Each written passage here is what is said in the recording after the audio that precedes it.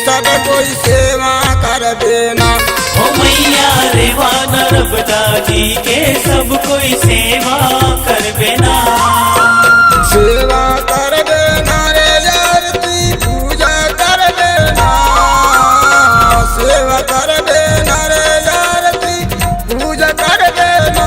हो मैया हो रेवा हो मैया रेवा नर्मदा जी के सब कोई सेवा कर देना। ओ मैया रेवा नर्मदा जी के सब कोई सेवा कर बेना।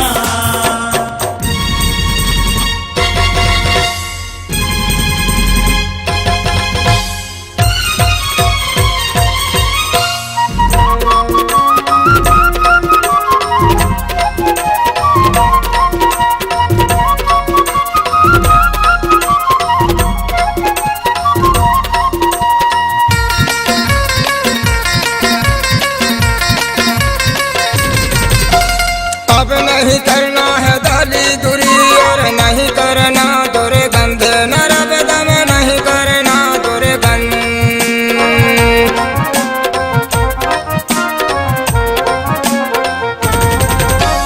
अब नहीं करना है दाली दुरी और नहीं करना दुर्गंध नर्मदा में नहीं करना दुर्गंध।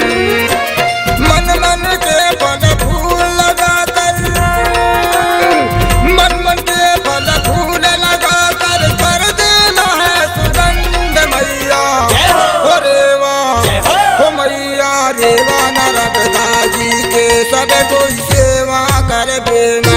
ओ मैया रेवा नर्मदा जी के सब कोई सेवा कर बेना।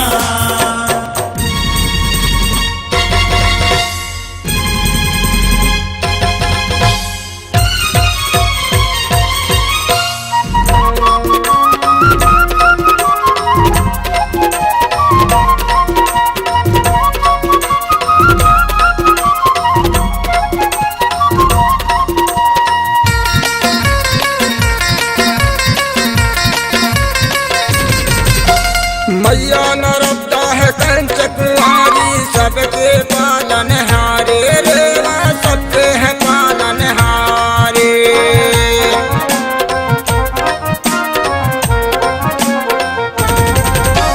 मैया नर्मदा है कंच कुमारी सबके पालनहारे रेवा सबके है पालनहारे। मैया नर्मदा के दर्शन करने से दर्शन करने से कटते हैं पाप तुम्हारे। हो मैया हो रेवा हो मैया रेवा नर्मदा जी के सब कोई सेवा कर देना। ओ मैया रेवा नर्मदा जी के सब कोई सेवा कर बेना।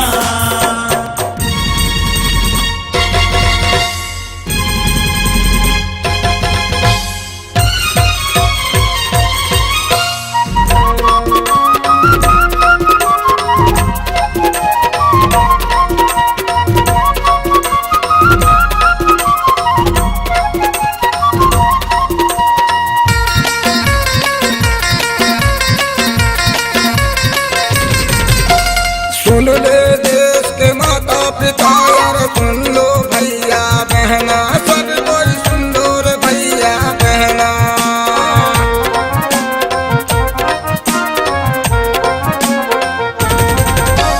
सुन लो देश के माता पिता और सुन लो भैया बहना सब कोई सुन लो रे भैया बहना।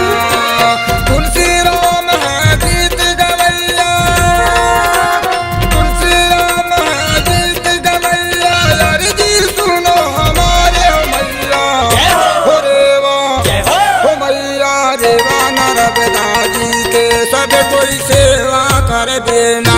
ओ मैया रेवा नर्मदा जी के सब कोई सेवा कर बेना।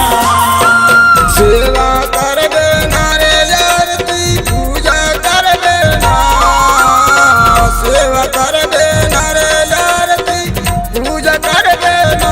हो मैया हो रेवा हो मैया रेवा नर्मदा जी के सब कोई सेवा कर देना। ओ मैया रेवा नर्मदा जी के सब कोई सेवा करबे ना। ओ मैया रेवा नर्मदा जी के सब कोई सेवा कर देना। ओ मैया रेवा नर्मदा जी के सब कोई सेवा करबे ना। ओ मैया रेवा नर्मदा जी के सब कोई सेवा कर देना।